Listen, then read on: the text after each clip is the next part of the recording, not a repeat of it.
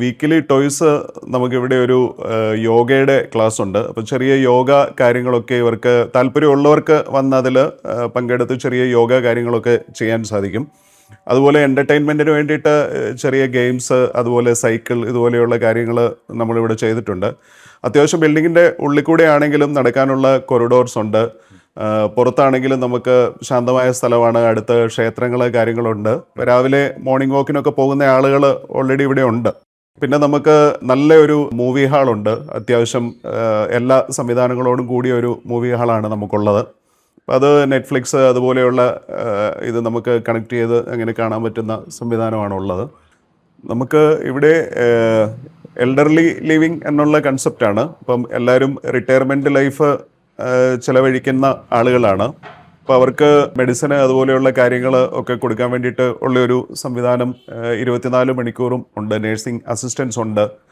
അപ്പോൾ അവർക്ക് വേണ്ട മരുന്ന് കാര്യങ്ങൾ, ഭക്ഷണം, ഇതൊക്കെ ആ സമയത്ത് എടുത്തു കൊടുക്കുകയും അതുപോലെയുള്ള കാര്യങ്ങളൊക്കെ ചെയ്യും. അതുപോലെ വീക്കിലി വൺസ് ഡോക്ടറിൻ്റെ വിസിറ്റ് ഉണ്ട്. അപ്പം ഓരോ ആളുടെയും റൂമിലെത്തി അവരെ കണ്ട് അവരുടെ കാര്യങ്ങളൊക്കെ മനസ്സിലാക്കി അങ്ങനെയുള്ള ഒരു ഇതും ആഴ്ചയിലൊരു ദിവസം നടക്കുന്നുണ്ട്. ആളുടെയും റിപ്പോർട്ട് നമ്മൾ മെയിൻറ്റെയിൻ ചെയ്യുന്നുണ്ട്.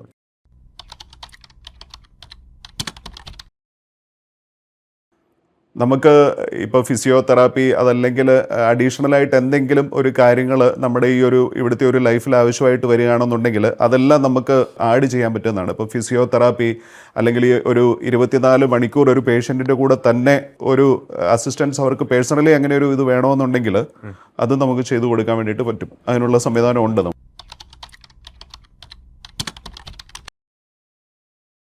നമ്മൾ ശരിക്ക് നമ്മുടെ ഭാരത് ഹോസ്പിറ്റലുമായിട്ട് കണക്റ്റഡ് ആണ്. നമ്മൾ എന്തെങ്കിലും ഒരു എമർജൻസി സിറ്റുവേഷൻ നമുക്ക് ഉണ്ടായിക്കഴിഞ്ഞാൽ ഒരു ഭാരത് ഹോസ്പിറ്റലിൻ്റെ ഒരു സപ്പോർട്ടാണ് നമുക്കുണ്ടാവുന്നത്. അതുപോലെ തന്നെ ഒരു വളരെ വലിയൊരു എമർജൻസി കേസിൽ നമുക്ക് അവരെ പെട്ടെന്ന് തന്നെ അതിനുവേണ്ട സജ്ജീകരണങ്ങളുമായിട്ട് നമുക്കൊരു ICU സംവിധാനം തന്നെ ഇവിടെയുണ്ട്. നമ്മൾ രാവിലെ എഴുന്നേൽക്കുമ്പോൾ ബെഡ് കോഫി അല്ലെങ്കിൽ ടീ പ്രൊവൈഡ് ചെയ്യാറുണ്ട്. അതുപോലെ ഒരു 8 മണിക്ക് മുമ്പായിട്ട് രാവിലത്തെ ബ്രേക്ക്ഫാസ്റ്റ് നമ്മുടെ ഹോംലി ആയിട്ടുള്ള ഫുഡ്, ഇഡ്ഡലി, ദോശ, അതുപോലെ അത്രയും നമ്മുടെ വീട്ടിലെ എങ്ങനെയുള്ള ഫുഡാണോ അതേ രീതിയിലുള്ള ഫുഡാണ് നമ്മൾ കൊടുക്കുന്നത്. അത് കഴിഞ്ഞൊരു 11:30 ആകുമ്പോഴത്തേനും ഒരു ഫ്രൂട്ട് ജ്യൂസ് നമ്മൾ കൊടുക്കാറുണ്ട്.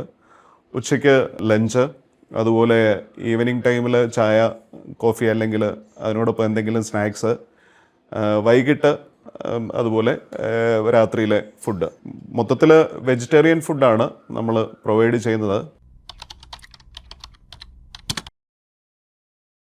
നോൺ വെജിറ്റേറിയൻ കഴിക്കുന്നവർക്ക് നമുക്ക് നമ്മുടെ റൂമിൽ അതിനുള്ള ഒരു സംവിധാനമുണ്ട്. നമുക്ക് പുറത്തുനിന്ന് ഓർഡർ ചെയ്യുകയും കഴിക്കുകയും ഒക്കെ ചെയ്യാം. നമ്മൾ വെജിറ്റേറിയൻ ആണ് മെയിൻറ്റെയിൻ ചെയ്യുന്നത്. ശരിക്ക് ഇതൊരു ഓൾഡ് ഏജ് ഹോമെന്ന് നമുക്ക് പറയാൻ സാധിക്കില്ല. കാരണം നമ്മൾ നമ്മുടെ ഇഷ്ടമനുസരിച്ച്, നമ്മുടെ താല്പര്യങ്ങൾക്കനുസരിച്ചിട്ട് നമ്മൾ നമ്മുടേതായ ഒരു ലൈഫ് സ്പെൻഡ് ചെയ്യാൻ വേണ്ടിയിട്ട് തിരഞ്ഞെടുക്കുന്ന ഒരു സ്ഥലമാണ്. റിട്ടയർമെൻറ്റ് ലൈഫിൽ നമ്മുടെ ഇഷ്ടമനുസരിച്ചിട്ട്, നമ്മുടെ ആഗ്രഹങ്ങൾക്കനുസരിച്ച് താമസിക്കാൻ പറ്റിയ ഒരു ഇടമെന്നുള്ള നിലയ്ക്കാണ് ചൈതന്യത്തെ തിരഞ്ഞെടുക്കുന്നത്. ഇവിടെ അങ്ങനെ നമ്മൾ പ്രത്യേക റെസ്ട്രിക്ഷൻസോ കാര്യങ്ങളോ ഒന്നുമില്ല.